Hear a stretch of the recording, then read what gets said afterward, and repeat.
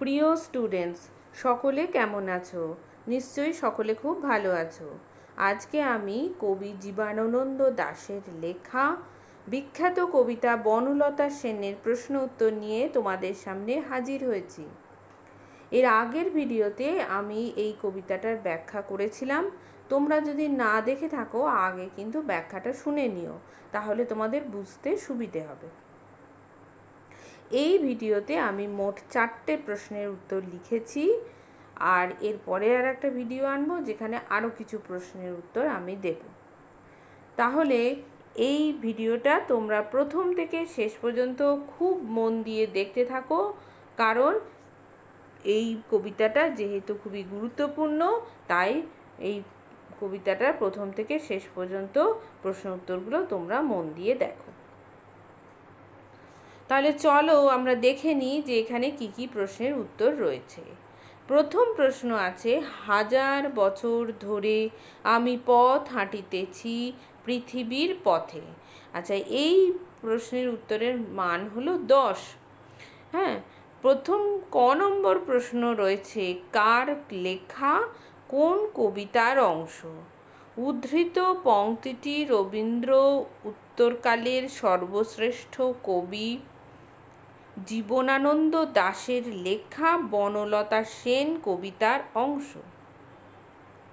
প্রশ্ন খ, বক্তা কে?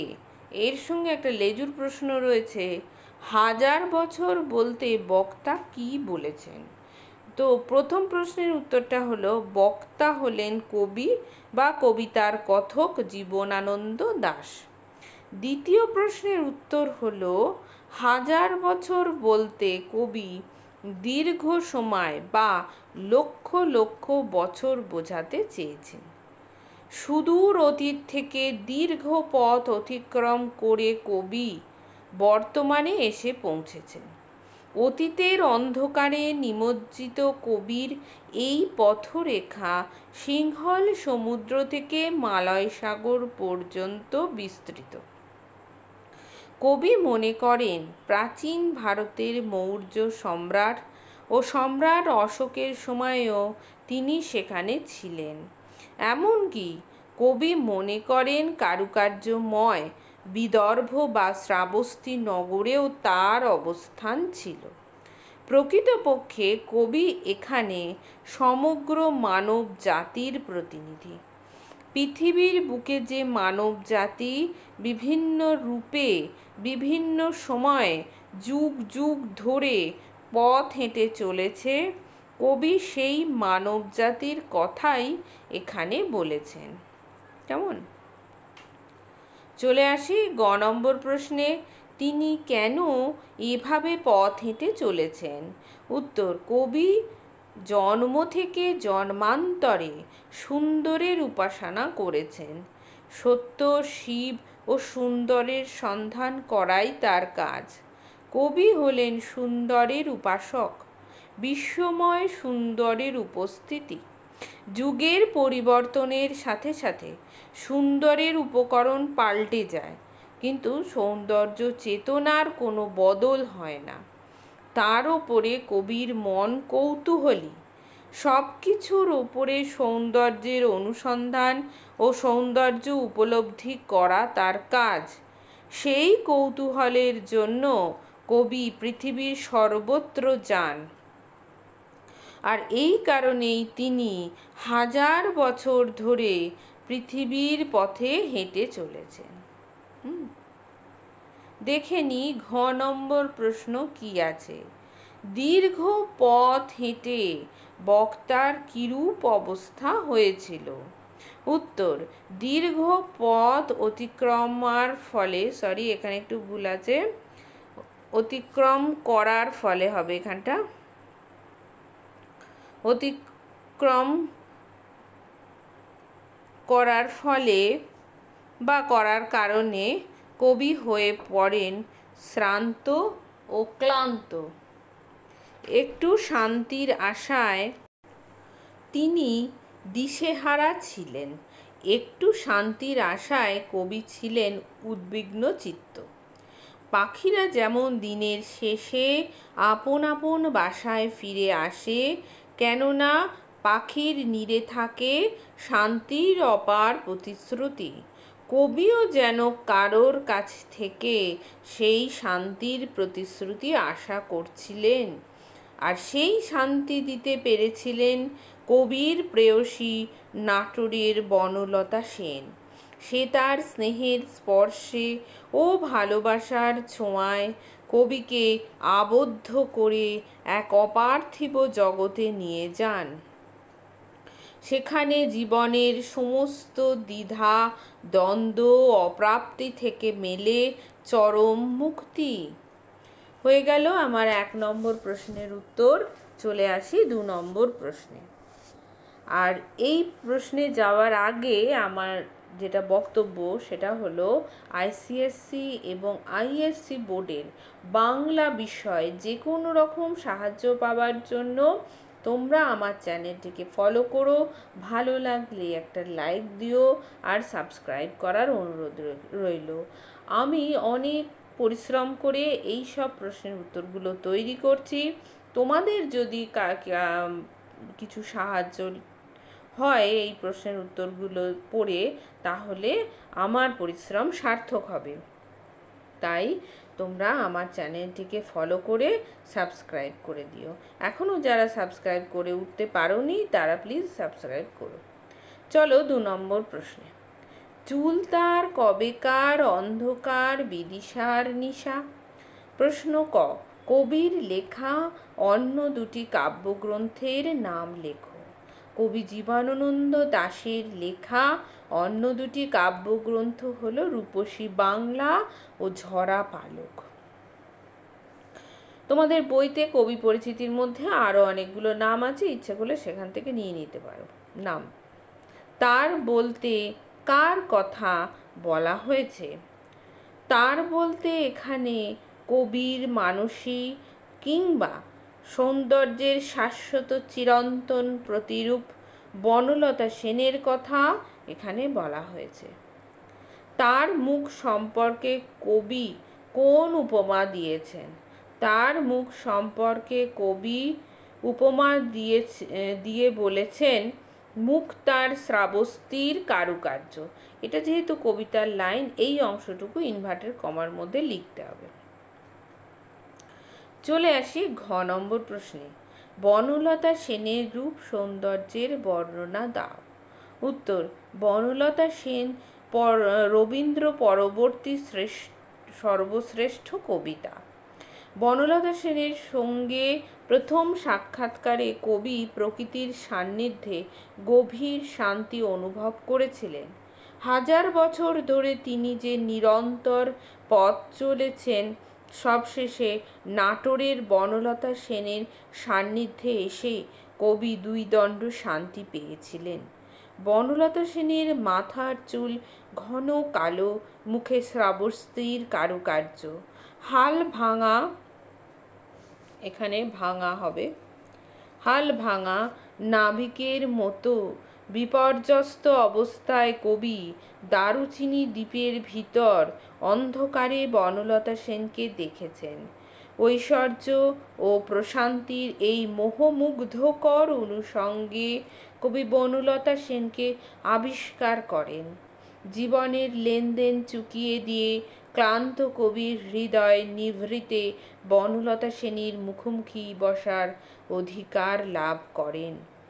প্রেমের স্মৃতি নকশাপার শাড়ির আঁচলে তার জীবনের সকল ক্লান্তির চিত্র মুছিয়ে দেয়। জীবনানন্দের এই সর্বশ্রেষ্ঠ প্রেমের কবিতাটিতে নায়িকার অপরূপ রূপ লাবণ্য সৌন্দর্যের বর্ণনা করা হয়েছে। এই কবিতাটিতে একদিকে কবির ইতিহাস চেতনা, অন্যদিকে নিঃসর্গ চেতনার বন্ধন লক্ষ্য করা যায়।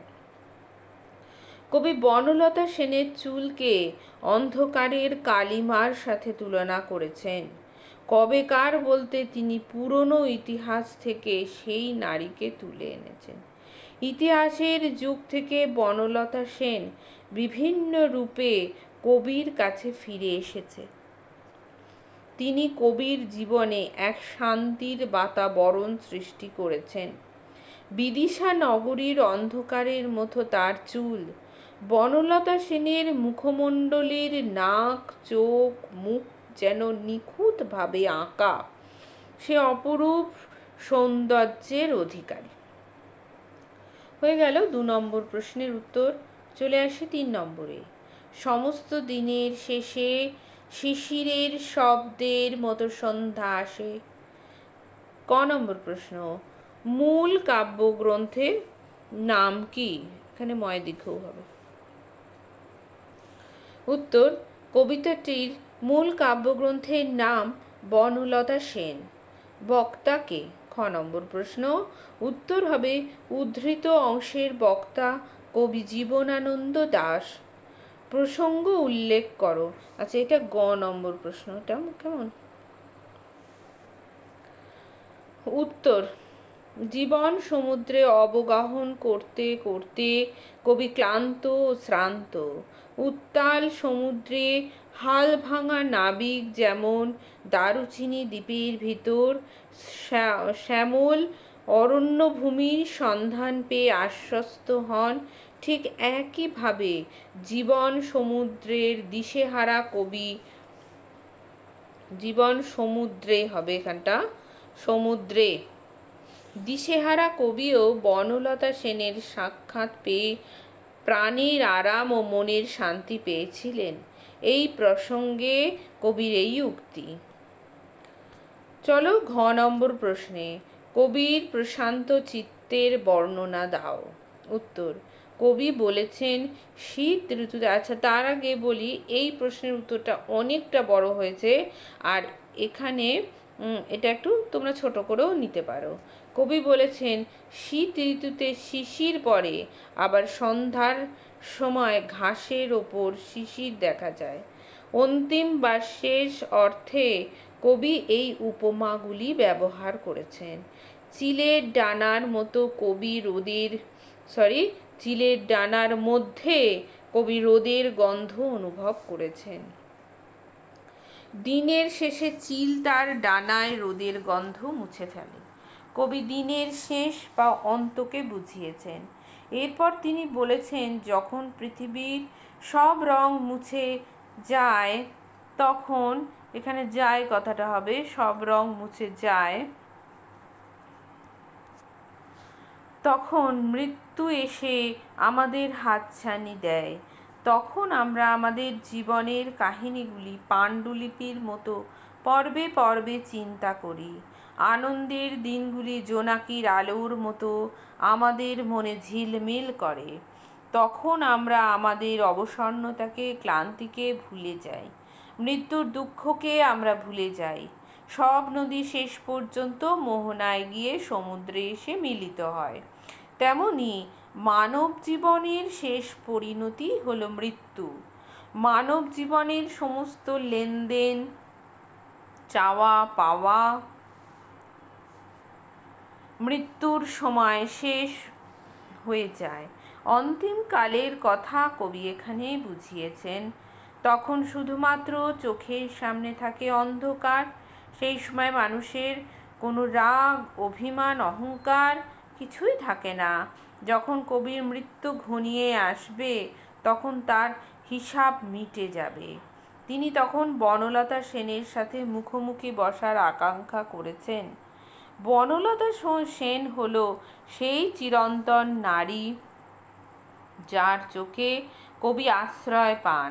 তার সাথে কবি মিলিত হবেন ও পুনরায় শান্তি খুঁজে পাবেন। প্রকৃতপক্ষে বনলতা সেন কবির কোনো প্রেয়সী বা নারী নন, তিনি একজন চিরন্তন নারী বা মানব সত্তা। চলে আসি আমার শেষ প্রশ্নের উত্তরে। আমি ক্লান্ত প্রাণ এক, চারিদিকে জীবনের সমুদ্র সফেন, আমারে দুদণ্ড শান্তি দিয়েছিল নাটোরের বনলতা সেন। বক্তাকে? এই প্রশ্নের উত্তরটা বারবারই আমি দিচ্ছি, ওই একই প্রশ্নের উত্তর হবে। চলে আসি খ নম্বরে, তার ক্লান্তির কারণ কি? জীবন সংগ্রামে ভাসমান কবি আপন অস্তিত্ব রক্ষার জন্য ক্লান্ত ও শ্রান্ত। দীর্ঘ সময় জীবন সংগ্রামে লিপ্ত থেকে তিনি অবসাদগ্রস্ত হয়ে পড়েছেন। গ নম্বর প্রশ্নে আছে জীবনের সমুদ্র সফেন বলতে কি বোঝানো হয়েছে? উত্তর, কবি জীবনকে সমুদ্রের সাথে তুলনা করেছেন।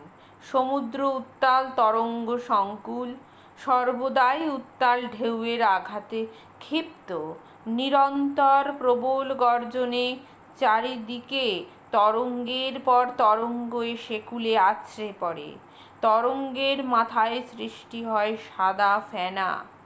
চঞ্চল জলরাশির নিয়ত আবর্তনে সৃষ্টি হয় এই ফেনা। তেমনি আমাদের জীবনেও অবিরাম আবর্তের ফলে সৃষ্টি হয় ঢেউ ও ফেনা। অবিশ্বাস, ঈর্ষা, বিদ্বেষের সংঘাতে মানুষের জীবনধারাও তরঙ্গময় হয়ে ওঠে, পুঞ্জীভূত হয়ে ওঠে জীবনের গ্লানি। ঘ নম্বর প্রশ্নে আছে তিনি কিভাবে শান্তি পান? উত্তর, জীবনযুদ্ধে ভাসমান কবি আমাদের জীবনের প্রতি মুহূর্তেই রয়েছে নানা ঘাত প্রতিঘাত, ঈর্ষা, স্বার্থের সঙ্গে স্বার্থের লড়াই। সেই লড়াই লড়তে লড়তে কবি ক্লান্ত অবসন্ন। সেই অবসাদ ক্লান্তি দূর করতে হতে পারে স্নেহ ও ভালোবাসার স্পর্শে, কুশল বার্তা বিনিময়ের মাধ্যমে।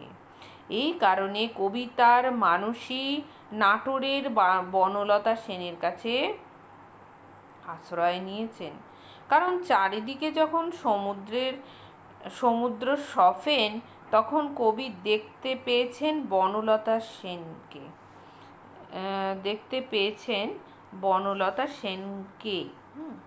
এটার ভুল আছে, ঠিক করে নেবে। চারিদিকে যখন জীবনের সমুদ্র সফেন, তখন কবি দেখা পেয়েছেন বনলতা সেনের। এটা ঠিকই আছে, দেখা পেয়েছিলেন বনলতা সেনের, যার চোখে ছিল পাখির নীড়ের শান্তির প্রতিশ্রুতি। বনলতা সেনের কাছে কবি পেয়েছিলেন প্রেম, প্রীতি, ভালোবাসা ও শান্তির পরশ। তা কবিকে অপার্থিব শান্তির জগতে নিয়ে যায়। জীবন সমুদ্রে ভাসমান কবি যেন তীর খুঁজে পেয়েছিলেন বনলতা সেনের কাছে। সমুদ্র সংক্ষুব্ধ জীবনের ডাঙা পাওয়ার যে তৃপ্তি, তাই পান তিনি বনলতা সেনের কাছে। তার চোখে আছে সেই শান্তির প্রতিশ্রুতি ও শান্তির অপার্থিব আশ্বাস। তাহলে এখানে শেষ হলো 4টে প্রশ্নের উত্তর। আমি পরবর্তী ভিডিওতে আরও কিছু প্রশ্নের উত্তর নিয়ে আসবো। তোমরা সেই ভিডিওর অপেক্ষায় থাকো। সকলে মন দিয়ে পড়াশোনা করো। সকলে খুব ভালো থেকো।